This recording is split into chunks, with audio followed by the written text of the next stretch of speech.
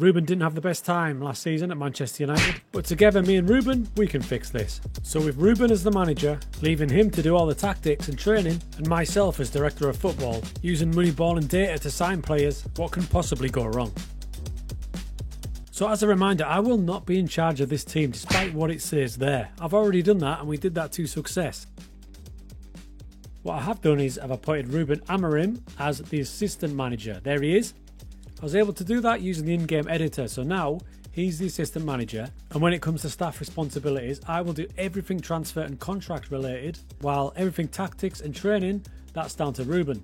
That means we'll use his shape, his tactics and his philosophy.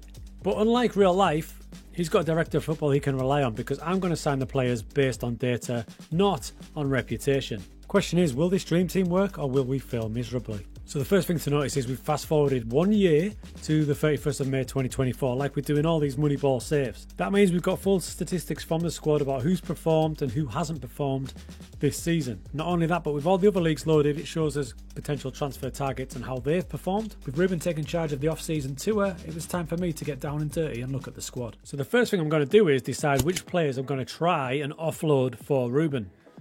Okay, who do we keep? We're going to start where you probably might think we're going to start, with goalkeeper. In real life, the much maligned Onana, but remember, this is not real life, this is on what they've done in game with the data. And as a goalkeeper, on the face of things, it seems he's done okay.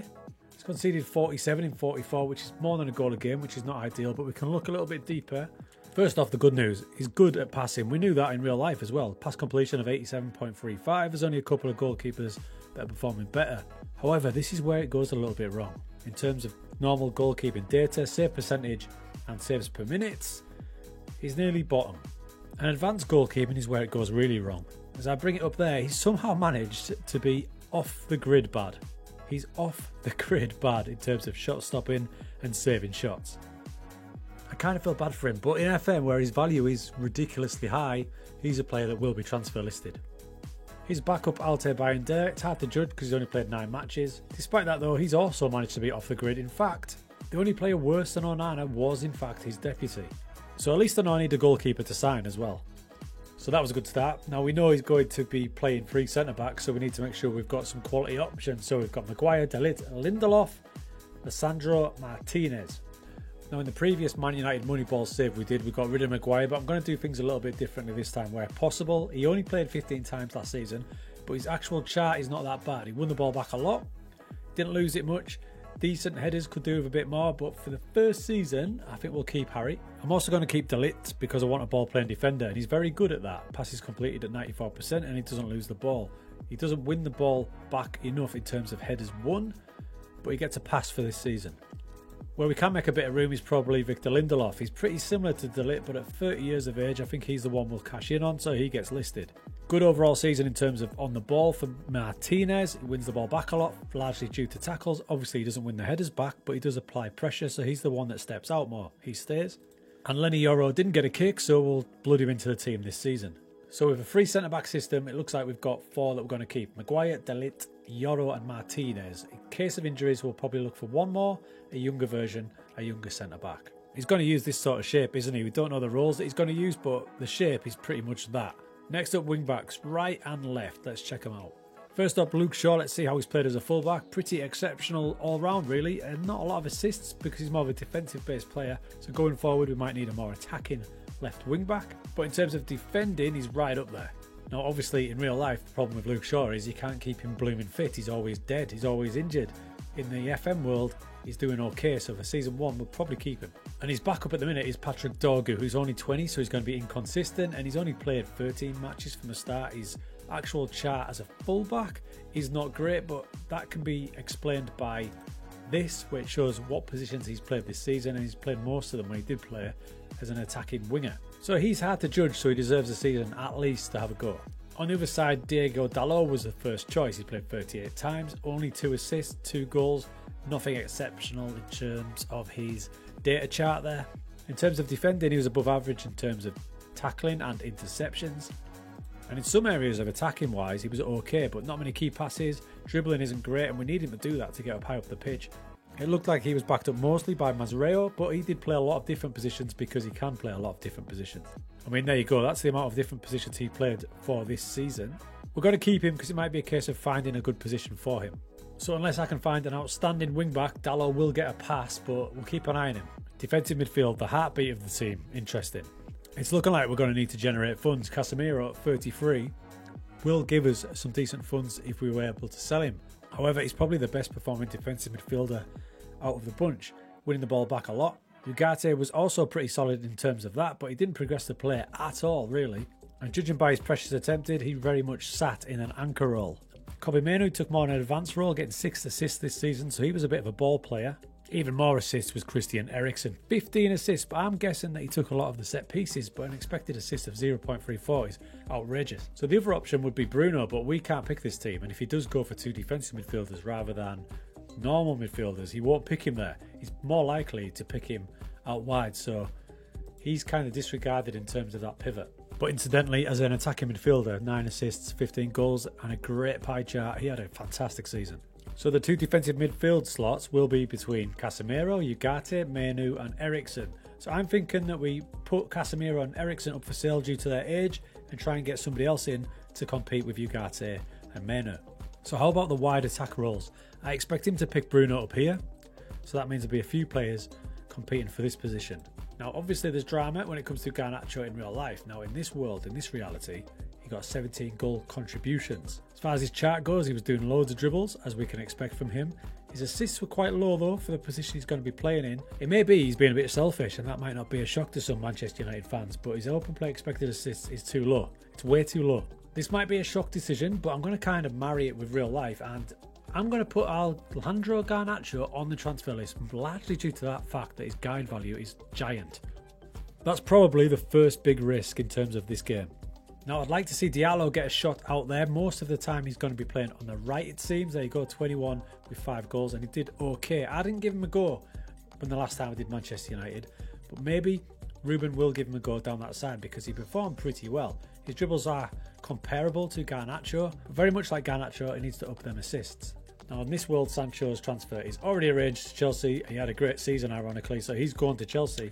But the other player out on loan, Rashford, looks like he's coming back. Now at Villa, he scored 26 times in 41 matches. However, he played nearly every match as a striker. It then begs the question, will Ruben find a place for him in the team when he comes back? And then it's the key one, the lone striker role. And in a minute, there's only 2 options, unless he uses Rashford as that forward as well. The main starting forward this season was Joshua Zirkzee, bagging 18 goals in 38 matches. His chart shows that he actually did quite well. He's a drop-off striker, so his expected assists were good as well, and a good goal ratio, basically 1 every 2 matches. Overall performance as a forward was good, goals slightly down, very much like real life. Season 1 we're going to keep him. Now he was backed up by the much maligned Rasmus Højlund. He only started 17 matches, 18 off the bench, 9 goals. When he did play, his goals per 90 minutes is high, but when it comes to assists, he basically offers nothing, so he's the polar opposite of Joshua Zirkzee. He's another player with a high value, and we need to get another striker in case Zirkzee doesn't hit. Therefore, he's transfer listed as well. In this world, Mason Mount wasn't injured this season, so we'll keep him after a pretty solid season, but he needs to improve. Lone players, Malisha had a pretty average time at PSV, Anthony at Betis. So in total, out of the squad we start with, 10 have been slapped on the transfer list. This is ruthless. So that's the players listed. How about potential targets coming in? First off, I'm shortlisting strikers. Goals per 90 minutes at 60 and assists per 90 minutes to make sure they're contributing elsewhere, just 0.1. On my striker shortlist, I've got about 8 players so far. Goalkeeper, expected goals prevented per 90 minutes, an ambitious 0.25. We've got 5 players so far from various levels of transfer value. Centre-back, I'm looking for a dominant centre-back in the air with a headers-won ratio of at least 70%. And currently on the shortlist, with a variety of different transfer values, we've got 8 different defenders. An all-round defensive midfielder with progressive passes at just 6 as a base point and possession won per 90 minutes at 12. 6 players so far on the shortlist. My only problem here so far is the transfer values on all of them are quite high. But with a transfer budget of 56 million, I need to sell before I can get all these players in. It didn't take long for the first movement to happen. Bayern Dia went off to Saudi and Casemiro went to PSG. We had the new goalkeeper as I moved for Alban Lafont And replacing Casemiro for Rose was Florentino Luis from Benfica. The biggest shocker was Arsenal coming in on loan for Onana with an agreed future fee. Out he goes. Bayern came in with this bid for Xerxes. Do you know what?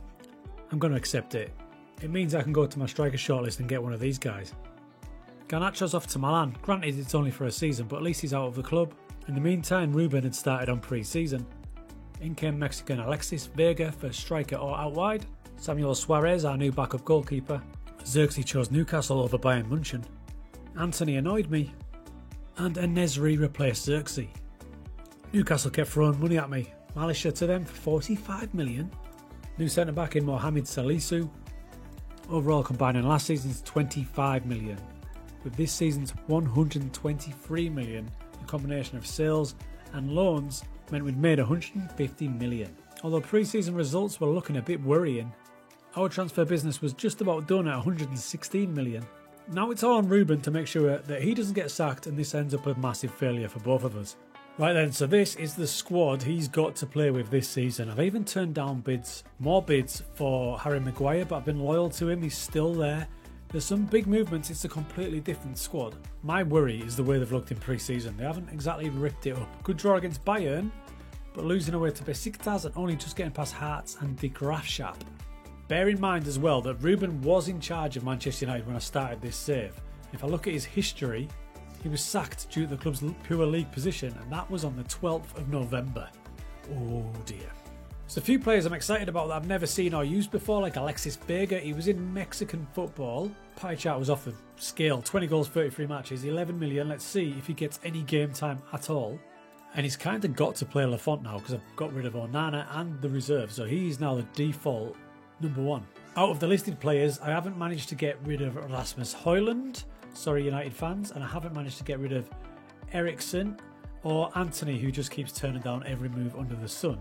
Everyone else has pretty much gone. As the season got going, it was a promising start as we dominate Leicester with 67% of the possession. Even more impressive was the next match against Aston Villa with two of the new signings getting on the score sheet. First En-Nesyri, and just after that the second goal came from Florentino Luis.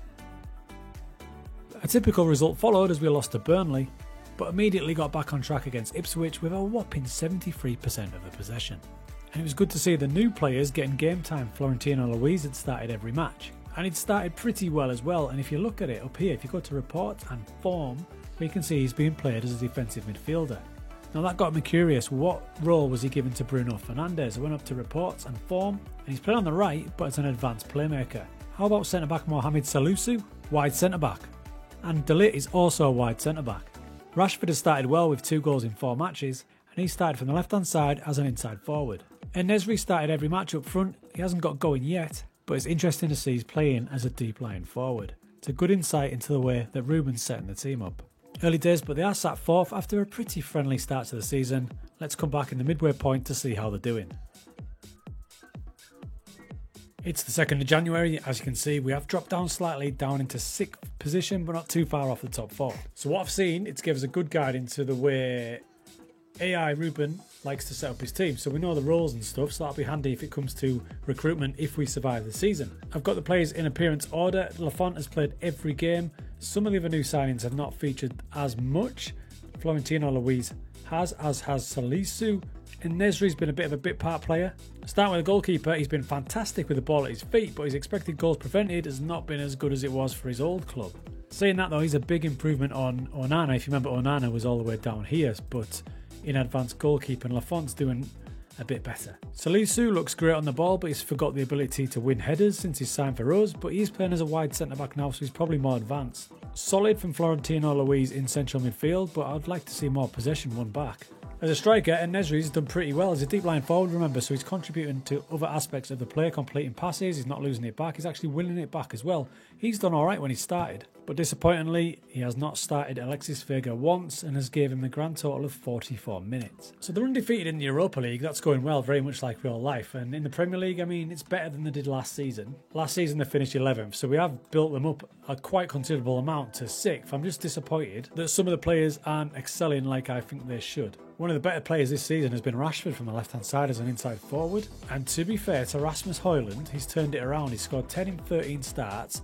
He's been pretty exceptional there, all being considered. So that good, as a director of football, I will take him off the transfer list. Now, we only have 12 million to spend, so I'm not going to do anything in the transfer window. I'm going to let this play out and see. Because remember, he's already done better than his first stint at the club where he was sacked in November. So he should be thanking me big time for the signings that we've made. And perhaps more accurately, thanking me for the players we got rid of.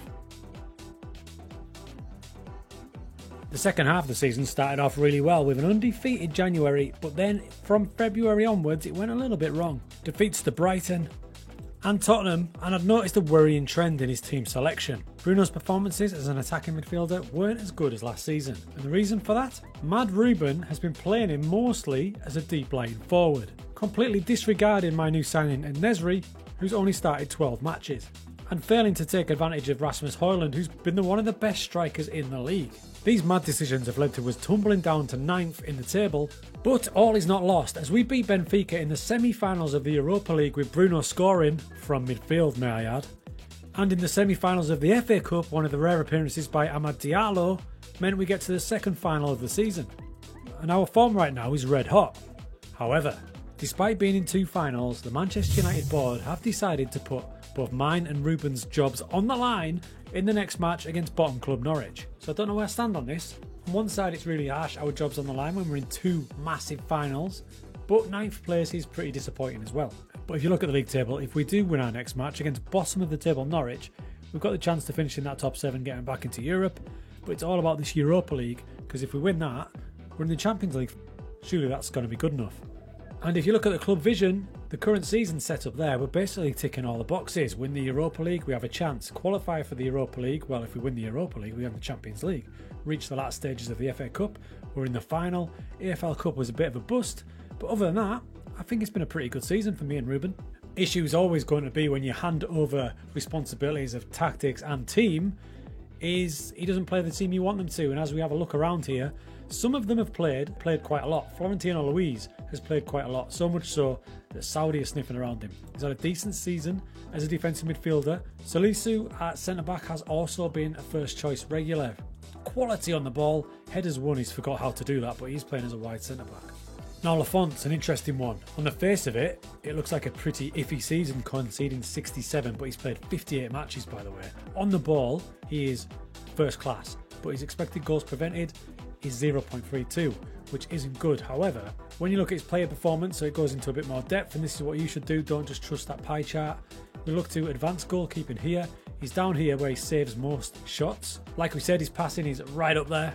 So overall, in a weird way, I think he's been a success. And if you look at his statistics down here, for the Premier League, he's conceded 38 and 37, but he's had 14 clean sheets. As for the other big signings, he hasn't even given Alexis Ferger a start. Raging at that, I would have started him quite a few matches. And En-Nesyri, as a striker, just hasn't been able to get going. He's only played 12 matches, he's scored 6 times. Anyway, into El Sacchio, as it was called, and 2 goals from Josh Sargent gave bottom of the table Norwich the win. And in that match, he did his weird selection policy again by playing Dalot at the left wing-back slot. That's despite Patrick Dorgu having a breakout season as an attacking wing-back, but he was completely disregarded. Despite that defeat, we did manage to stay in charge for the Europa League final against Lazio. Having taken an early lead, despite playing Fernandes up front yet again, we managed to pull it out the bag. It seems he can never pick the perfect team. This time he played Mount on the right, Fernandes up front, and he did actually play Dorgu. So that victory in the Europa League means myself and Ruben, our dream team combination, has managed to get Manchester United back in the Champions League for next season. And we still have the FA Cup final to go against rivals Man City. Into the FA Cup final, and we took an early lead thanks to Fernandes' through ball to Rashford. But unfortunately, that was as good as it got, as Manchester City turned the game on its head and deservedly won 3-1. Despite that, we had managed to get Manchester United back in the Champions League. Oh.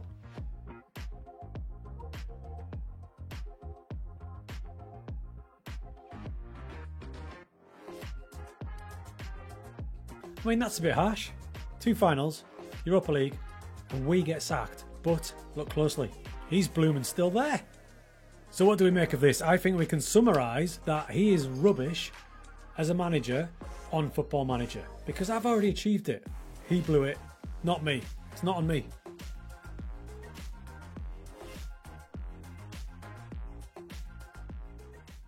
As of recording this right now, it looks like Ange Postecoglou's time at Tottenham might be done. But could he have been saved if he had a capable director of football supplying him better players? That's what I'm going to do today as I take over as director of football, leaving Postecoglou to do the training and tactics. Could that have been the combination that would have saved his job? Okay, Spursy, so as you can see at the minute, I've left Ange in charge just to have a little look at how his season went. It appears he was playing a 4-2-3-1. That's not necessarily his starting team. That's just the last team that he played in the league. And in the league, he's had a blooming successful time. He's actually got Tottenham back into the Champions League and they lost 8 matches in total. So that cranks a bit of pressure up on us, and looking at it, they started really well and it seems they fell away a little bit, and indeed they finished trophyless, having got to 2 semi-finals. So it's time to try and rescue that. To do that, I'm going to add myself in now as the manager. So now that's done, that does mean that Big Ange is out of work, but not for long. As I turn on the in-game editor, there it is. So what we're going to do now is make Ange my assistant manager. So next up, we move to staff responsibilities to make sure that he does all the hard work. So training will be all Big Ange, as will the tactics. Postecoglou will be in charge of everything team-based. On the flip side, I will be in charge of all transfers and contracts. And I won't lie, it's a beautiful thing to be able to hand off all press conferences to somebody else. So with Postecoglou as my assistant manager and in charge of all team affairs, that means we'll be using his tactical shape, his philosophy, and importantly, the player roles that he dishes out.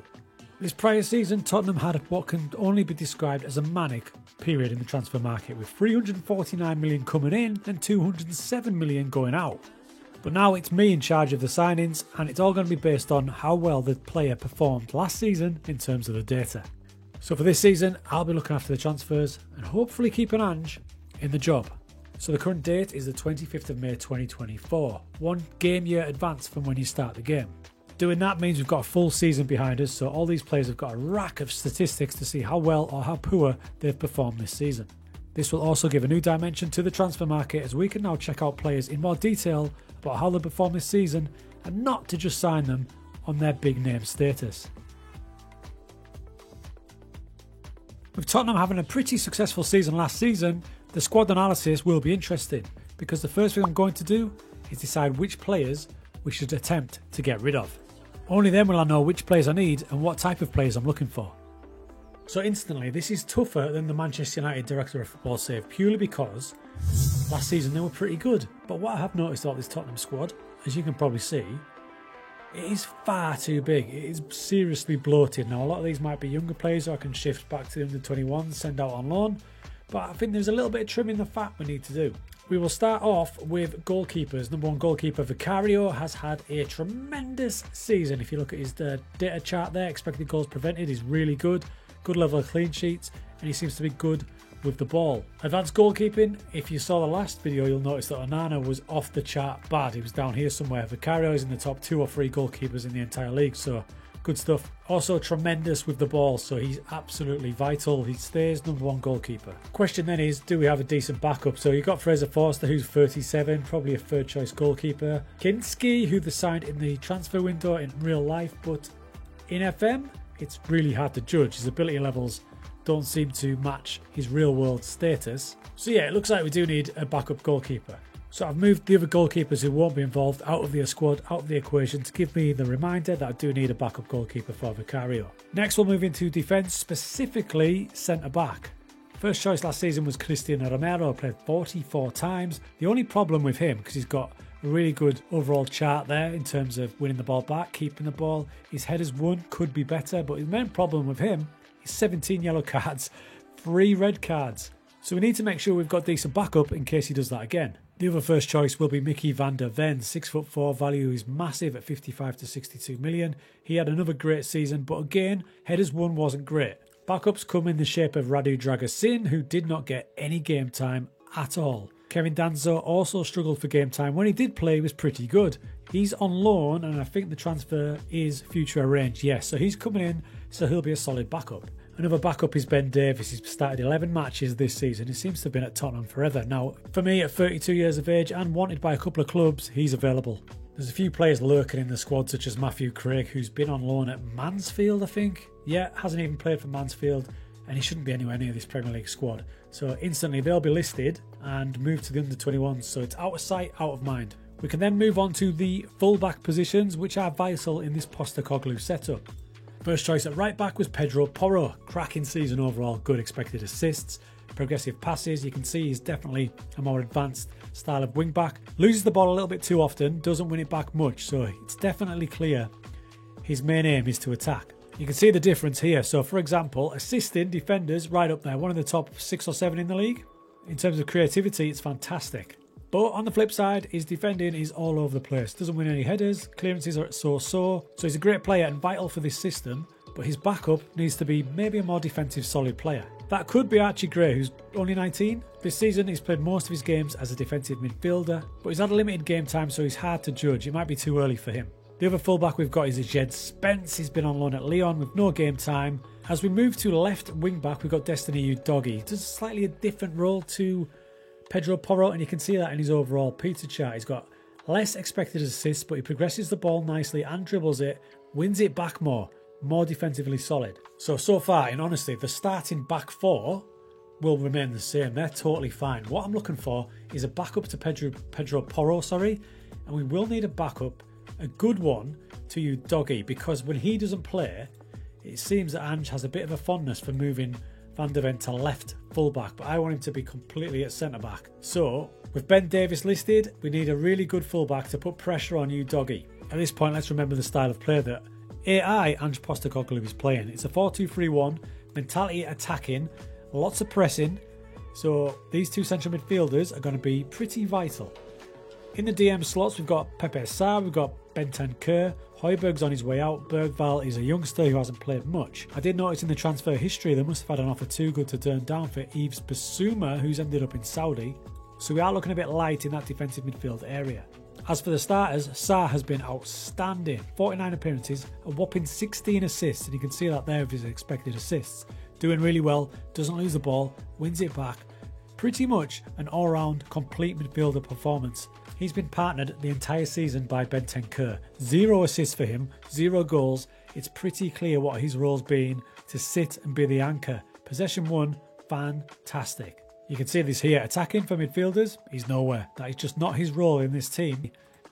His role is to win the ball back, and he ranks really high across the Premier League. So this is the challenge with this type of save. People come in, Spurs fans, and say, why aren't you playing Bergvall? But as you can see, in this world, he's 19. His abilities are okay, but he's unproven. So he will be the backup, but it's really tough to decide what he's going to be. He's not ideal for the DM role. He can play there as a deep line playmaker, so he could potentially be the backup to Sarr, but we might need a couple of players to beef this squad out. Now we've got the attacking midfield slots, and interestingly with Tottenham's season this season, they only scored 53 times, which is considerably less than Arsenal and Manchester City. Got some good options in these attacking midfield slots though.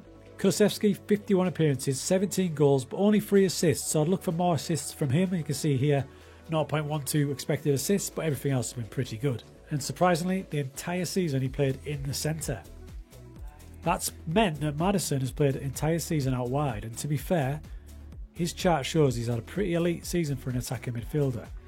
The other main start has been Brennan Johnson, who's had 35 starts with 12 off the bench, 9 goals, 3 assists. Not spectacular, so improvements could be made here. It looks like he was competing with Maddison in that attacking midfield right position. And the other main starter was Richarlison with 10 goals, 2 assists. He started 40 matches on the attacking midfield left slot, but for me, his output is not good enough, so he's going to be one that we try and cash in on. There's also a decent backup from Wilson Odobert, who's started quite a few matches as an attacking midfielder. Looks to be a decent impact player at 20 years of age. There's a couple of players who have been on loan at the club. Timo Werner, largely used off the bench, we won't be taking him. And Matthias Tell, who has not had a kick. Look at that. And with the optional future fee of 50 million, we can't justify that. That leaves the goal-scoring striker position. If we're reeling out Matthias Tell, it means we've got Solanke and Heung-min Son competing for that slot. Solanke has barely played at all. 388 minutes overall with 2 goals, which means the main striker this season was Son, scoring 18, but for a team that finished third and got to 2 semi-finals, I would expect a little bit more. He played the entire season as a striker, it might have been a better option to try him out wide. And the other thing to consider, at 32 years of age and 53 to 64 million guide value, he could be a decent one to cash in on. So last time I did this with Manchester United, I'd listed 10 players. The Tottenham squad is far stronger. On FM, they had a far better season. I've only actually got 4 on the list, and a couple of the younger players, such as Bergvall, I've stuck him on loan because that way we'll be able to see how good he is if he plays a bit more. So with AI Postecoglou's 4-2-3-1, the keeper and the back 4 pick themselves, as do the 2 starting defensive midfielders. But we do need 2 backups in those positions, 1 defensive, 1 more aggressive. Higher up the pitch, we've got Kulusevski and Maddison to rotate in there. The 2 wider roles can be competed for with Brennan Johnson and a new signing potentially on the left. And the striker position, I think we need a new striker. So first up, let's go for the guys that I think will start. So we're going to go for a striker, and I've got goals per 90 minutes at an ambitious 0.7.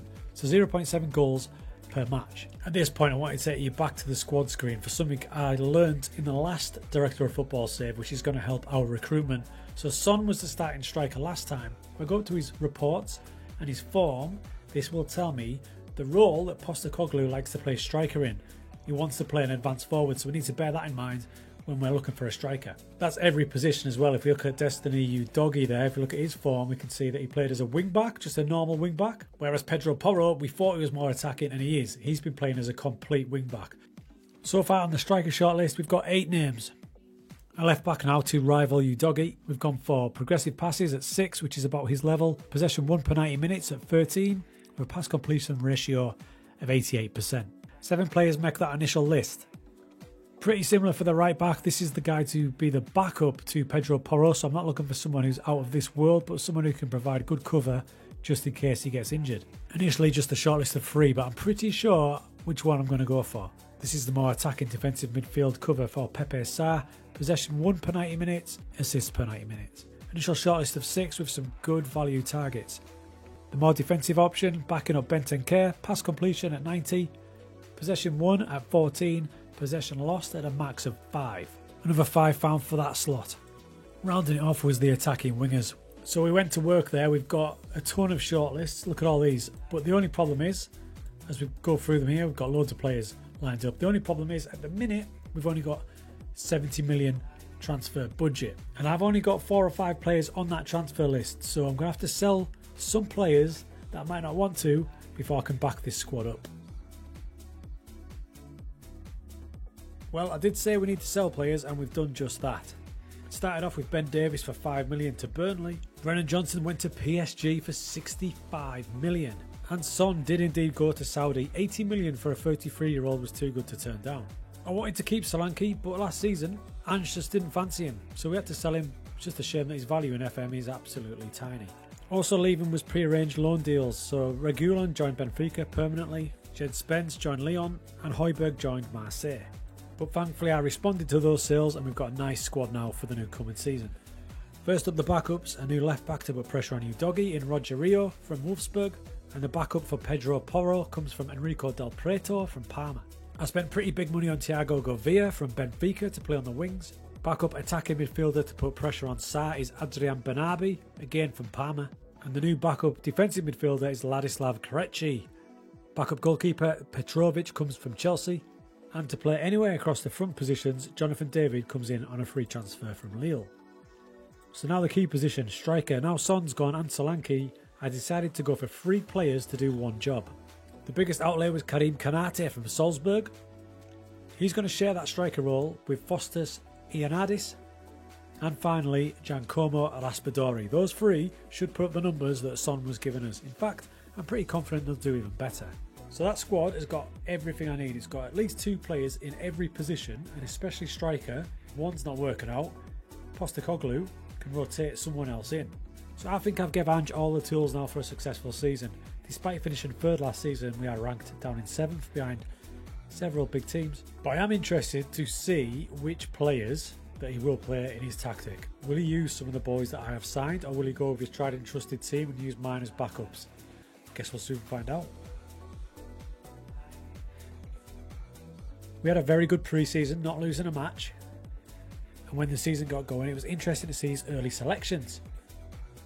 That's Gavia who got a start. Kulusevski finds Maddison, who finds Ioannidis up front for the winner, and that was a winner against Liverpool. Add to that an away win at Villa, and a home win against Manchester United, a game in which he played another striker in Raspadori. It's been a stunning start for Tottenham, winning 5 straight matches. And what's really interesting is Postecoglou seems to have changed player roles. As the season got going, he slotted them in as an inverted wing-back. So far, his preferred striker has been Foster's Ioannidis. Early days though, only 4 games played. Raspadori's already scored twice. And the most expensive signing, Karim Konate, cannot get a sniff. As we come back at the halfway point of the season, Postecoglou's Tottenham are having a stunning time, sitting top of the league. As I slot the team into appearance order, we can see which of the players he's been favouring. One of the most successful ones so far has been Jonathan David. He's played 20 matches, 4 goals, 5 assists, and a pie chart to die for. And it looks like Raspadori's had the most game time of the strikers, with 18 appearances, 12 goals. Ioannidis was the initial first choice, but he's been used more as a backup, but they are sharing the load, except for Karim Konate, who cannot get a kick. But overall, it's nice to see that a lot of the players are getting game time. For example, backup defensive midfielder Ladislav here. He's an absolute unit, by the way, 6'3", bought from Girona. He's had 15 appearances this season, plenty of minutes, doing a decent job in that position. And remember, he's backing up the excellent Bentancur, so by having him, it means that Bentancur doesn't have to play 90 minutes all the time. And this is why I went for 2 backup fullbacks, because Del Prieto has not started many matches, granted, but he's came off the bench 17 times. So the 2 wing-backs for Tottenham are so important. To keep them fresh, having someone like him who can come on is absolutely key, and look at the job he's done when he's came on. Exactly the same at left-back. He's been a backup to Udogie, hasn't started any matches, but he's came on every time to keep him fresh, and when he's came on, he's done a cracking job. And Thiago Gavia, he's not starting every match, he's started 9 games, but look at this, look at the performance. What we seem to have got here is more of a team collective, all pitching in rather than one superstar. I love it. And by the way, Destiny Udogie and Porro have been out of this world. Look at Udogie's pie chart there. He's getting involved in all aspects of the game, and there's a reason for this. Postecoglou has changed his role. Last season he played him as a wing-back, this time he's inverted. And he's done the same with Pedro Porro, whose expected assists are fantastic. Last season a complete wing-back, this season inverted. So far so good, Ange. Don't mess it up.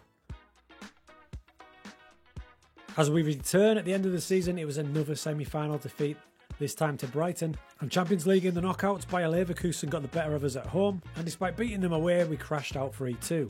You might have noticed the goal scorer there was Thiago Almada. Managed to help Ange Postecoglou out by signing him in the transfer window, and it seems a good move as he's been superb since he joined. Speaking of players, Postecoglou just did not like Karim Konate, so I sent him out on loan to Southampton, where he's doing pretty well. There was yet more cup disappointment as somehow we managed to get knocked out by Reading. This season looks very Spursy. So it was all about the Premier League this season. Did we manage to keep ourselves at the top? This win against Man City helped, a game in which he chucked Jonathan David up front for some reason. He kept on rotating, which is what I wanted him to do, and in the derby against Arsenal, we came out on top. And we did the double over mighty Liverpool. We even beat FC Bayern at Munich. But it's all about the league, and with 2 games to go, that's right, your eyes do not deceive you. We don't even need those 2 games because we have walked this league. We're currently 13 points clear and already confirmed as champions. So what a result. Now I'm not sure what's happened because there's still 2 games to go, but all the other teams are way off. City have lost 10 times, including to us. Arsenal have drew too many matches, and Liverpool are absolutely nowhere. If we look in a bit more detail, we've killed it compared to last season. We've scored 71, still with 2 games to go, remember, and we've only conceded 27. We've got the best defence in the league. There's Vicario, that's his overall pie chart, and that includes all the cup games. If we scroll on down to the league, you can see conceded 26, but he's had 20 clean sheets. Raspadori won the battle to be the main striker. There he is, 22 goals, 36 appearances. You'll notice he doesn't contribute too much of the game, but if you remember, I didn't want him to, because Son, I think, was dropping off too much. I just wanted an out-and-out goal scorer, and he has done just that. So what we managed to achieve was, he had a squad that he rotated, so Thiago Gavia, 20 starts, 20 sub. But all of them, when you see the pie charts, all of them contributed. We've got Pedro Porro here, probably the best right back in the league this season. An outstanding season in terms of his data. And it's helped massively when you've got a reserve backup like Del Prieto putting out numbers like that. Pepe Sarr, the more advanced attacking midfielder, great season, backed up by Adrian Benabi, now he didn't play a lot, but when he did, his pie chart is basically identical to the player he's backing up. So you've got to say that Postecoglou, with the players we provided him, not only got the right team, but he used them all really well as well.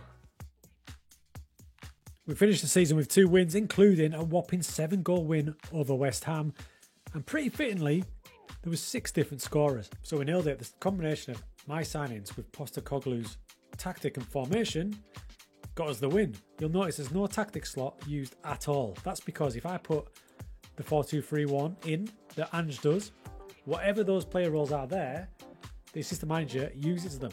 So if you keep it blank, that's when you can find out what these AI managers player roles do. What I'm going to do now is I'm going to have a look at the squad and try and work out the system that Postecoglou played to win Tottenham the title. So if we look at this, we know it's a 4-2-3-1, but we can also look at some things down here, such as mentality will be attacking, so we'll use that. Pressing style more often. So that's the easiest thing to do first. We're going to go attacking, and then we'll go out of possession more often. Then we can see a bit further down, works ball into box, plays out of defence, uses intense pressing, so we'll actually crank that up even more, and counter pressing as well. So that gets cranked up, and he does intense pressing, so that tells me he's going to be the classic much higher. Probably explains why he's doing so well. In possession, he's playing out of defence, and he's working the ball into the box. So if he's using intense pressing like that, he's probably going up at higher tempo as well. So you're starting to see why it's been so successful this season, because it's right on that meta word, isn't it? Now the important thing, what player roles has he been using most often? As a reminder, to find out, you go to the player screen like this, have a little look at Vicario here, go to reports, form, and we can see, bang, sweeper keeper. We knew the fullbacks were inverted, so what about the centre-backs? Incidentally, look at the state of that chart for Mickey van der Ven. Wow. He was playing as a ball-playing defender when he played at centre-back, whereas Cristian Romero was a normal, traditional central defender.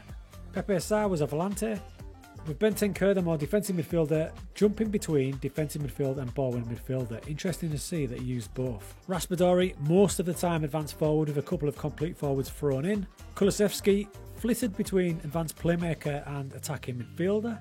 How about James Maddison? Again, he switched between 2 roles, dead interesting that, either an advanced playmaker or an inverted winger. And on the other side, Jonathan David, when he played, was an inside forward, but when Almada played, he was an inverted winger, so he changes it depending on the player. So the way he set up this season to win Tottenham the title looked something like that. But it was dead interesting to see some player roles, specifically his attacking midfield roles, changed depending on the opposition and sometimes on who played there. So not a bad job between me and Big Postecoglou there. We managed to get it done, get Tottenham the title, and as you can see, I did not take charge of any matches at all. Overall, in terms of players bought there, we bought in 10 at a value of 241 million, sold 15 at a value of 204 million. So we got Spurs a title for a deficit of, what's that, 37 million? I'll take that. Today we act as the director of football for Xabi Alonso at Real Madrid. Question is, will my Moneyball transfer philosophy be a help, or will it wreck things? And to make things even harder, I won't be signing any Galacticos. First up, let's look at the timeline. We're in the real results and real fixtures thanks to a download. So Barcelona just finished ahead of Real Madrid by 4 points. So that's where we're going to pick it up from, a disappointing season where Ancelotti left to manage Brazil. So I've put myself in charge, but all I'll be doing is the director of football duties, because we're going to appoint Xabi Alonso as the Real Madrid manager. To do that, we need to do a couple of things. First of all, in the game, he's manager of Bayer Leverkusen still, so we need to change that. We use the in-game editor and move him to Real Madrid, and we make him my assistant manager. From there, importantly, we need to change a key thing. This is his Bayer Leverkusen preferred formation, so Football Manager will dictate that he will use that unless we change it. Now, Marca and the Spanish press predict that Alonso will adopt a 4-3-3. We don't know that's going to be the case, but for now, I'm going to change his preferred formation to 4-3-3. We do that using edit staff details. From here, we can come down here and set his preferred formation as the 4-3-3 DM wide. So to make sure we're director of football, we're in charge of all transfers in and out. However, when it comes to training, that's all Xabi, and of course tactics as well, that's all Alonso. So with them, importantly, we do not touch this screen at all, which will mean he will use his set formation and his team instructions as well. And of course, he's got a damn good squad to choose from. So maybe this will give us a guide on how Alonso's going to do this season in trying to overtake Flick's Barcelona. So what we normally do, season 1 on this Moneyball save, is fast forward a year, collect the data, see where we can improve. However, Because this squad's so good, I'm going to start from day one, signing him a couple of players and then leaving him to it. And to make things a little bit trickier, I've set my goal of signing players that aren't deemed as Galacticos. Not only that, but anyone in advanced years, so I'm looking at like 31 or above, will be leaving the club, such as David Alaba. Even though he's had a good season, he will be transfer listed. There are some players that have pre-arranged deals, such as Trent, as you've probably heard. Dean Huijsen has already joined from Bournemouth, the £50 million centre-back, so he's probably going to get a goal this season.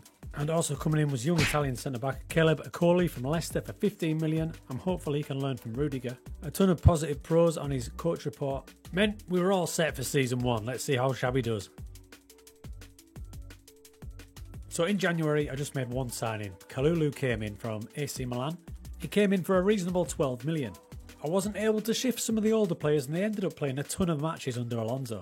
And to be perfectly honest, it was probably a good job as they had one of the most stunning seasons I've ever seen. I mean, how do I improve that? I've done the bare minimum and Xabi Alonso, in charge of Real Madrid, has managed to win 34 out of 38 matches, only drawing 4, scoring 96 and only conceding 19.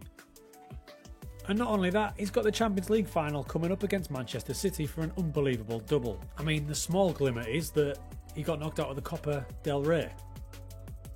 Now in every match it looks like he's played that 4-3-3, so at least that's worked. He has selected Kalulu a few times at right back, but there's no sign of any of the other boys. But Big Dino has started to play a bit. You can see he's started 14 matches and he's done okay. Next season he's going to start every match though, hopefully. That's because Rudiger is out of contract and he's only played 7 times this season because he's been crippled with a cruciate ligament, so he's hardly played. And despite David Alaba being fantastic, whether he's played at centre-back or left-back, I'm going to ship him out as well. So I'm putting myself under a ton of pressure here because with Real Madrid having an unbelievable season, I'm about to rip the team up. Well, good news and bad news. The bad news is we didn't win the Champions League, but the good news is we didn't win the Champions League. So it wasn't quite the perfect season for Xabi. So Xabi's proved himself. Real Madrid fans, it looks like you're in safe hands, but now it's time for me to take the reins and really push this team on. And to do that, I've got a transfer budget of 165 million. But remember, we're not going for established Galacticos here. So out will go the established players, even the great Luka Modric, who at 40 still had an impeccable season. But it's time to set him for release. The likes of Dani Carvajal, Mendy and Alaba were all transfer listed. First off was a left back, plenty of good choices here and well-known choices. So I started to zone in on targets. Aged between 18 and 27, we go for left backs first. Assists per 90 minutes at 0.10. Minutes played at least 1,000, and I want possession 1 per 90 minutes at least 13. Those top 3 targets are good players, but I'm not spending that sort of money. Instead, I'm looking at Spaniard Juan Miranda, who's playing for Bologna, Adrian Truffert from French club Rennes, and as we progress further down the list, those might be a bit left field for Real Madrid. Although I was heavily linked with good left backs like 30-year-old Alex Grimaldo, he's too old for us. Instead, we tied up the signing of Juan Miranda, who will compete for left back. At this point, when I was thinking about backups and competition for places, I thought it was a good idea to find out what roles that Alonso had been playing players in. For example, it had been an exceptional season for Rodrigo. Look at that pie chart, outrageous. But what position and role had he played in? Most of the season he played on the right hand side. And if we go to reports and form, we can see that he played him as an inside forward. And how about Vinicius, who had an outstanding attacking season? 50 matches started, all on the left hand side, and he played him as a winger. So knowing that, I started to look for some targets, and the first one was Willet Swedberg. Now he's a player who could play multiple positions, central midfield, attacking midfield, or even as a striker, where he played most of this season. And as a striker, he was fantastic. So when he plays on the right hand side, you're looking at a really wide striker. So he could be a good option, and at 22 years of age as well, one for the future. How about Jude playing in central midfield for most of the season? Shifting between advanced playmaker and Mazzala. So as backup for him, I was looking at Luka Sukic. Played most of the season as a central midfielder. Really good at winning the ball back. Great expected assists. Looks like a good all-round midfielder and only 23. So I'm starting to build this shortlist now. Now, none of these players you would associate directly with Real Madrid, would you? There's players from Galatasaray like Gabriel Sara there. There's Nico Gonzalez at Man City, which might be a bit controversial since he used to play for Barcelona, but he's available for 15 million, and as a backup central midfielder defensive, he could be an option. So I'm going to build this shortlist up. All of them are young, all of them will be likely squad players, but pushing for the starting 11. But I am looking to get a lot of the established players out because when they're gone, players like Arda Güler might actually get a kick because this season he's only had 300 minutes from Alonso. Incidentally, I was looking at players in the metrics for player stats from our league, such as open play, key passes, but even somebody down here in 14th place like Alex Baena, 83 million. Not doing that. As the La Liga transfer window opened, we were once again linked with well-known players like Osimhen, Gyökeres and Pedro Goncalves. Instead, I completed the free signings of Sukic, Svedberg and Miranda, and made sure to renew contracts for the standout younger players like Valverde at 27, who's outstanding either attacking or in defensive midfield. And just as the season was about to get going, Mbappe went to Man City after they triggered his release clause. What? Which completely wrecked my plans. I mean, Endrick's there, but it's probably too early for him. Do you know what? Sink or swim. I'm just going to go without it. I'm going to go without buying a new striker because it's ticked over now, so I can't look at data from last season. So I'm just going to have to rely on Endrick, Swedberg, Rodrigo and Vinicius to rotate up front and hope that Alonso can pull it off. Dani Ceballos left us for Roma and he was replaced by Gabri Veiga coming back to Spanish football for free. We did well in the Club World Cup with Rodrigo playing up front as we lost in the final on penalties to PSG, and very interestingly in pre-season he started to use his backup tactic of 4-4-2. Maybe he was thinking of using two players up front to replace the one in Mbappe. Just before the season was about to start, amazingly both my keepers were unhappy. Courtois wanted a new challenge and Lunin wanted to join Chelsea. To be fair, Courtois is 34, so I will replace him eventually, but the plan was at the end of the season. Just to be sure though, I did send some scouts off to have a look at some goalkeepers, and Chelsea came back for Lunin and I actually took 58 million. The scout reports came in for a new backup goalkeeper. They weren't exactly glowing, but with Lunin completing his £58 million move to Chelsea, I made the move for Carnesecchi to be our new backup goalkeeper. And by the way, Ferland Mendy, Judas, jumped to Barcelona. With all the transfer moves and releases, we ended up with our average age of 25 for the squad now. That is young. And the actual first team squad is really lean and mean now. So I am very aware that after one of the best seasons I've ever seen, I've completely deconstructed that squad. It's very small now, but I like to operate on a smaller squad, but I'm hoping by getting rid of those experienced players, it kind of forces Alonso to play some of the other guys, such as Okoli, give him a chance, such as Arda Güler, such as Gabri Veiga. It's either going to go well or it's going to go pretty badly. Despite the big squad upheaval, we are still slight favourites for the league over Barcelona. Let's see how Xabi Alonso does this season. An entire season undefeated last season. Game 1, we lose to Atletico Madrid. We go down 2-0, but we did play 4-3-3 and Endrick started up front. Slowly things started to improve with Okoli scoring his first goal, and in the league he seemed to be settled on his 4-3-3 with Endrick leading the line. And then the landmark game against Barcelona, a game in which some of the new players got involved and we completely dominated the match. This was indeed a day to forget for mighty Barcelona, and after that slow start the team are absolutely flying now. Sitting pretty top of the league, but it's only by 3 points. Trent's had an interesting season adapting to La Liga. He's got 7 assists, which is massive from fullback, but he's not contributing defensively much. Interestingly, his chosen centre-back for Militao has mostly been Kalulu, who's performed pretty well at centre-back, but Okoli is getting some good game time as well. And when he's played at left-back, Miranda's looked really good. And he seems to be using his fullbacks as inverted wing-backs. This is Trent, and this is Juan Miranda. 99% of the time, he's playing as an inverted wing-back or fullback. We've got an absolute ton of money to spend in the transfer window, but I'm going to let these guys rock till the end of the season and see if Mr. Alonso can maintain this epic form. Well, the news is this: the epic form did continue throughout the La Liga campaign and another good season in the Champions League. Courtois got himself injured, so Carnesecchi has had to play quite a lot and he's done really well, only conceding 8 goals with a decent overall chart. And Kalulu has been the ultimate utility player at the back, playing at all 3 positions. As an attacking fullback, Miranda's done really well, as has Trent with 16 assists, but it's probably no surprise that he hasn't really bothered defending. And Swedberg, when he's had a chance, has played well, he just needs more game time. To be fair to Alonso, in the Copa del Rey he did use most of the players from the start, but it didn't really work. And here's the tale of the tape. With 1 game to go, Real Madrid and Barcelona are locked with nearly identical records. Look at that. Now this is as close as you can get. We've both won 30, drawing 4, losing 3. We've scored 99, Barca have scored 98, we've conceded 25, they've conceded 29. The head-to-head, well, we've lost away at Barca 3-0, but Barca lost away at us 5-0. Not only that, but we have got ourselves through the Champions League, and it's Man City again. So we've got 2 huge matches coming up to see if we can do the job as director of football. Season overall, It's pretty spectacular stuff, really. And then this random defeat down here to Rayo Vallecano, in which we conceded a 91st and 96th minute goal, has made this situation super tight. And the first bit of good news is it was never in doubt as we smashed Real Sociedad 4-1, which means our second successive La Liga title. It wasn't quite as impressive as last season, but with a transitional squad, I think that's pretty good.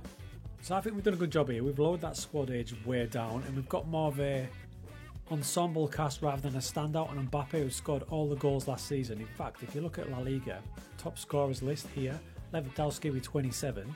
Our top scorer was 20. And then you got Bellingham at 19, so they're all chipping in.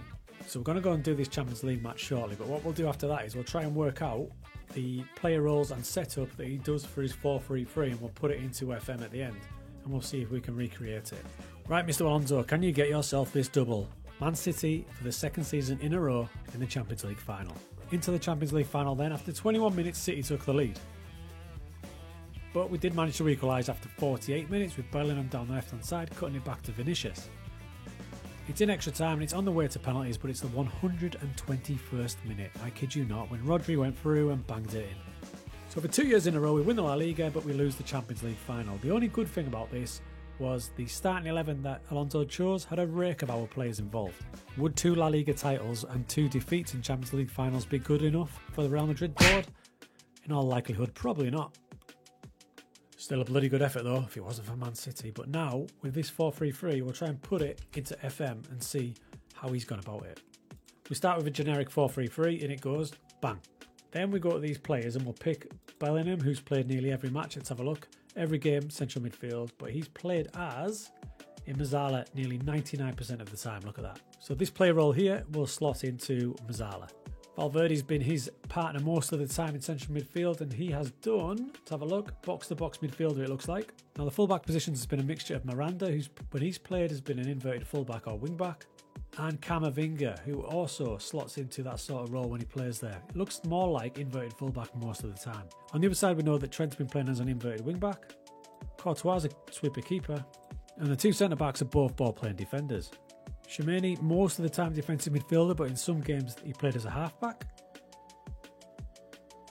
Rodrigo on that right-hand side, inside forward, and Endrick up front with 54 appearances, advanced forward. With Vinicius playing as a winger, that's basically the setup and the player roles. Next up, team instructions. So Alonso straight away, attacking mentality, high pressing style. Marking style is man, so you could put tight marking on everybody. And he plays out of defence and uses counter pressing as well. So you can kind of construct the tactic that AI Alonso has played. He's got an attacking mentality, he's playing the ball out from the back. I've gone slightly higher tempo, but you can mess around with that. That's the only one that massively stands out. In transition, it's counter press because he presses more. Probably no need to counter when you're a team like Real Madrid. And then out of possession, because it's high press, just crank it up. Overall though, that's a very different squad than the one we started with. Younger, more vibrant and set for the future. It's all on Xabi Alonso in real life now to see how he sets up and see how he does at Real Madrid.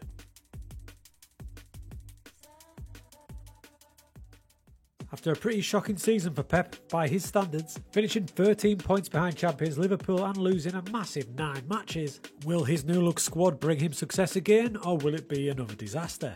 Today, using an updated database so he's got all the new players that they've just signed this summer, Pep will be in charge, but he's going to have to deal with me as his director of football. And I only sign players on data, not on reputation.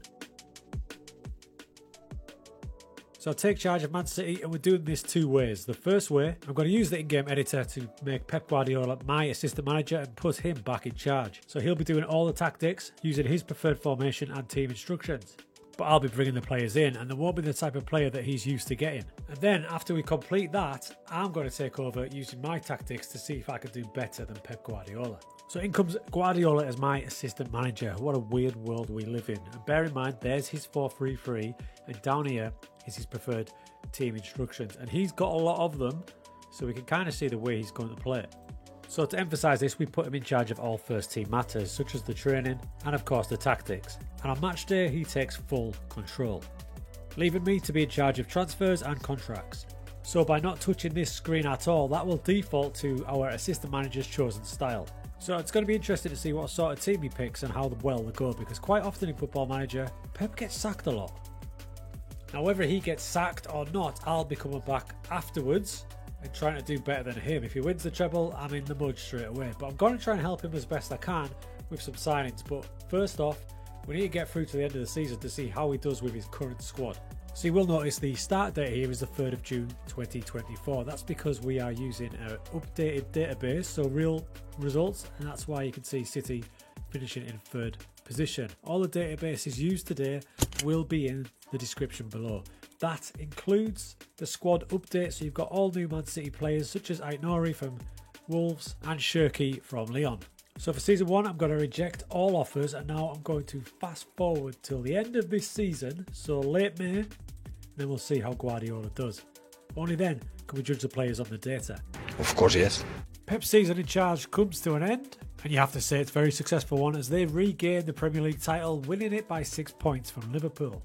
However, there was disappointment in the Champions League as they were destroyed 5-0 in the first leg by Barcelona, and despite beating them 2-1 in the return leg, they went out 6-2 in the quarter-finals. Also got out the quarter-finals of the Emirates Cup to West Ham and the Carabao Cup in the 3rd round to Chelsea. Still a successful season, but you've got to believe it could have been a bit better. So I was having a look at his squad and what he's done. If we go to appearance order, you can see the usual suspects. He's tried and trusted. He used Gvardiol, Ake, Foden, Ederson, Bernardo Silva.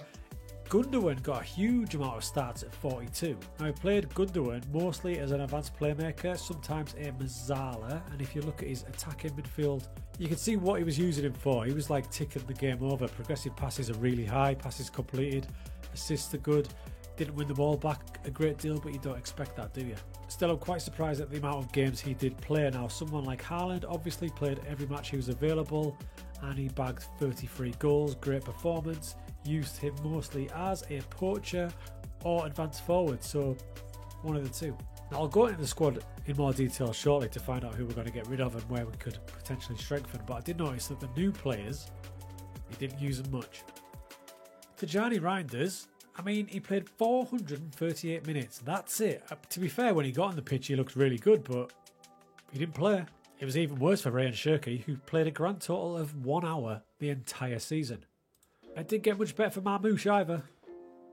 The player with the most game time of the newbies was Aït-Nouri, who played 7 times from the start, clocked over 1,000 minutes, and actually looked pretty good when he played.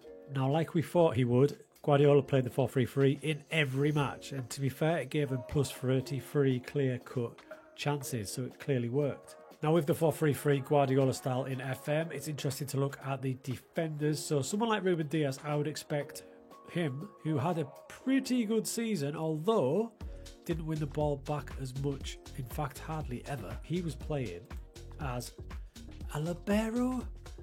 Pep, mate, I think you got that a bit wrong.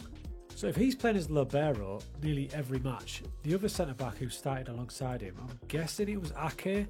There he is. A better performance in terms of pressures, but where was he playing? Inverted fullback or ball-playing defender? So it looks like they've got an inverted fullback on the left, ball-playing defender with a libero.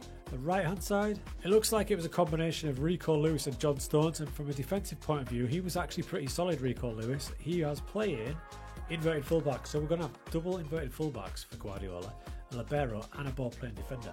So Phil Foden played most of his football in central midfield. So where did he play when he was central midfield? Mezzala when Foden played central midfield. Jeremy Doku played 19 matches up front, so he was the used sub for Haaland, but when he played on the left-hand side, he was an out-and-out winger. In FM world, Jack Grealish is a starter on the left or on the right, and when he played, he was an inverted winger. So I can kind of piece together the roles that he's playing, so that's going to help me in the transfer market. Now, I had made a couple of moves already because I want to lower this squad age down, and these are the guys coming in. Goncalo Anacio, probably not a surprise, a class player, but he is available on a free transfer. His contract's running out, and as you can see from his defensive performance, outstanding this season in Portugal. Another young defender is Samson Baido from Salzburg, 6'2". Another young defender coming in because I'm trying to lower down this squad age because there is quite an age of defenders in the Man City squad. Is Samson Baido. And a different type of fullback, Miguel Gutierrez. I fully expect him to be a more attacking type to give Guardiola a different option. Now, Ederson is 33, he's got a couple of years left on his contract, he had a pretty good season. It'll be no surprise that his passing was out of this world, only slightly bettered by, believe it or not, James Trafford over at Bolton. And in terms of advanced goalkeeping, he was pretty good as well, with a good save percentage, and he stopped a pretty decent amount of goals. In fact, the only guys better than him was the two Liverpool goalkeepers of Alisson and Mamardashvili, but I'm guessing he didn't play much. Now, we had a quick look at the centre-backs, didn't we? And Ruben Dias, I was initially quite surprised that his defensive performance wasn't great, but then I find out he's playing as a libero, and that pie chart for a libero is pretty elite.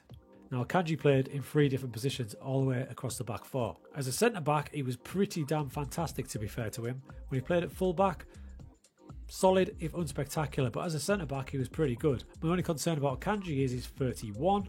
John Stones split his time between centre-back and full-back. At centre-back, again, superb. So he's going to be playing the ball-playing defender role if Dias was playing the libero role, and he's pretty damn good. As a full-back, less spectacular going forward, but solid enough. Same story for Josko, half in the centre, half out left. And you have to say, whenever any of them play centre-back, like the normal centre-back role, they've been fantastic. So performance-wise, in terms of centre-backs, we don't need to change anything. They've been fantastic. It's just their age. 3 or 4 of them are getting over 30 now. So these lot coming in is a perfect move. No surprise to see that Rodri was the starting defensive midfielder. When he played there, he played as a defensive midfielder. That was his role. And when you look at it, the progressive passes are there. The headers won is there. Not surprising at 6'3". Probably like to see a bit more possession won back, to be honest. Now, we didn't really have a backup that Guardiola seemed to trust. Peroni didn't play. Kovacic didn't play. In fact, the guy that played the most as backup to Rodri was Calvin Phillips. And he didn't have a great time in terms of winning the ball back. So that will be a focus to improve this squad, an out-and-out ball-winning defensive midfielder to back up Rodri. Because Pep clearly does not fancy Nico Gonzalez at all, with 200 minutes all season. Now, we saw Gundogan, but he is 36, so if I make him available for transfer, that might sway Pep to actually give Reinders a go. Another good season for Bernardo Silva with 23 goal involvements, more on the attacking side. He actually played most of the time as an attacking midfielder on the right-hand side. Normally, I'd keep him in a heartbeat. However, at 32 years of age and interest from Saudi, he could be one we cash in on if we get a bid close to that. And maybe that'll encourage Savio to actually get a game, or Oscar Bob, who when he did play last season came in with 15 goal contributions from only 15 starts. He deserves a bigger role. Obviously, we're not going to replace Erling, but AI Pep clearly does not want to give Marmoush a go despite him looking good in his limited minutes. Look, it's a bloody elite squad, but what I'm going to concentrate on is making some harsh decisions around age. Get some of them out, such as Gundogan, maybe Akanji, freshen it up with some younger, exciting signings. Because clearly, if they'd won the league, there's not a lot wrong, but that performance in the Champions League wasn't great. So the barometer for this backup central midfielder for Rodri is possession 1, and in the top-ranked defensive midfielder in our league was Tyler Adams with 11. He's too old for us at 28, so I'm not going to consider him. What that does mean though, when I go to look for my defensive midfielder in the player search, I can drop that in there. Possession 1 per 90 minutes is at least 11. Instantly, Brazilian Alexander comes up, who's had 14 assists and 4 goals, alongside winning the ball back an absolute ton. A more pricey option is Alan Varela, wins the ball back a ton at Porto. But the player I'm going to bid for is Angelo Stiller at Stuttgart. Defensive midfielder at 6 foot, wins the ball back, doesn't give it away, but is good on the ball as well. When you look at his abilities, you can see there's some big standouts in terms of his passing and his technique that go alongside the fact he can win the ball back. When looking for a backup striker to Haaland, I need to think about it carefully, because someone like Santiago Jimenez, who's a great player, he's not going to play much, so that amount of money might be a bit silly. Another option is to get a youngster like Jason Van Duiven, who's at Lommel with an outrageous goal scoring record, and he gets a ton of shots away per match. Or maybe the absolute beast that is Emmanuel Kenny Omega. The fourth option was Samu Omradian from Porto, but again 28 to 36 million. Will he play much? Very tempting. Throughout this off-season, we're getting offered some big-time players. But instead, I stuck to my guns and went for younger, lesser-known players. The first two in were Stiller for defensive midfield and Jason Van Duiven. And my quest to bring a more youthful vibe to Man City continued with the signing of Trincao from Sporting for 30 million. And my other 4 signings came in. 2 centre-backs in Baido, Anacho, an attacking full-back in Gutierrez, and defensive midfielder Alexander. And with all that going on, we also raked in a ton of money, as out went Bernardo Silva, Manuel Akanji and Jack Grealish. They all went to Saudi. I was offered Jadon Sancho on a free transfer, but I turned it down. Another 30-plus-year-old lefters as Calvin Phillips joined Liverpool. And Ake jumped on the Saudi train as well, meaning they've now brought in over 200 million by freshening up the squad. So after a busy old time, this is the squad I'm giving to Guardiola now. There's still a bit of experience in there with the likes of Stones, Rodri, Ruben Dias, but I've brought that age down, and by getting rid of some players like Gundogan, I'm hoping he gives a chance to some players that have been brought in real life this summer. We shall see. So he needs to better his performance last season, otherwise I'm going to look like a bit of a mug. And things started off quite well in the Community Shield as Trincao scored the winner. And things were looking better in the Champions League as we got a good league win away at Inter with plenty of the new players getting involved. We scored a big 4-1 win over Chelsea thanks to Stiller, one of our new signings. And at this point the new Manchester City sits second in the table, but I noticed something a little bit worrying. Star midfielder Rodri was unhappy because Pep has gone mental. For some reason he keeps leaving him out. When I signed Stiller, I didn't expect him to make as many starts as he had. The other player who's played a lot has been Gutierrez, and interestingly, despite him being more of an attacking wing-back, Pep has not shifted, he's still playing him as an inverted full-back. So by hook or by crook, Pep will continue to play this 4-3-3 possession game, even if it doesn't get the results. But in the Carabao Cup final, it really did work as they dismantled league leaders Newcastle 6-1. And they also made the FA Cup final, and last season's forgotten man, Nico Gonzalez, actually got some game time. 2 trophies out of 2 so far, but alas, despite a wobble from Newcastle near the end, they managed to hold on and take the league title by 5 points. However, this new young Man City team struck against Barcelona. If you remember, they absolutely destroyed City last season, but this season, revenge was sweet. As a Marmoush goal and 2 from Nico Gonzalez as this new young team battered Barcelona, which meant PSG in the final. Now a lot of the new players got involved in this one. There's Rico Lewis who finds Alexander, who finds Stiller, who finds Phil Foden to give us the lead. And PSG equalised in the 69th minute, sending the game to penalties. And it was Marquinhos who missed the vital penalty, smashing the crossbar, which left Phil Foden to claim the Champions League for City. So 3 cups for Guardiola using my squad, but he misses out on the league. Where do you sit on that? Have we done better than he did with his squad? Now what's interesting is because I gave him more options, more of the squad played. If you ever played Man City from the start of the game before any databases, they've actually got quite a small first team squad. Now they had players like Samson Baido here, who ended up playing 19 matches, 16 off the bench. So he played a ton of matches. And getting rid of all those players, the older players, helped get Oscar Bob and players like that into the team more of a focal point.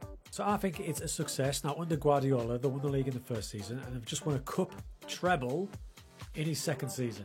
So what I'm going to do is I'm going to take the squad I built for him at the start of this season and I'm going to put my tactic in and I'm going to try and win the league and the other cups. So back at the start of the season, and it's clear we've built this squad with Pep Guardiola's favoured tactic in mind, that 4-3-3. And for the first time in this save, I blow the cobwebs off the tactical screen and we're actually going to use it. Okay, so this was a season where we scored an absolute ton of goals. And it was nice to get to use Marmoush as a shadow striker, probably his perfect position.